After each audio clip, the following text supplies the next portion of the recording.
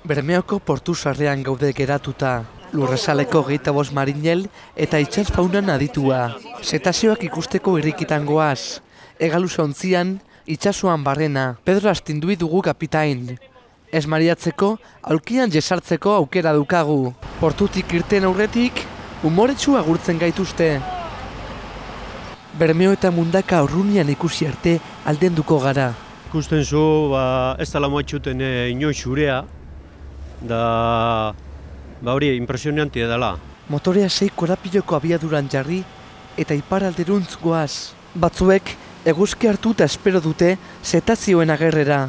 Argazki kamera edo prismatikoekin badute beste batzuek jolasteko aukera. Horrela eta itsasoaren so eginda.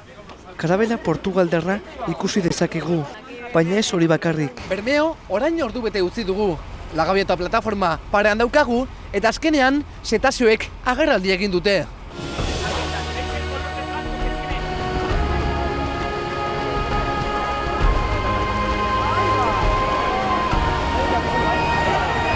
Rizo izurdeak dira, gurekin orgetan ibili direnak.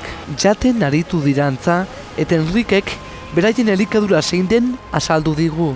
Zefalopodoak txibi txikiak jaten dituzte, baina badira arrainak jaten dituztenak ere.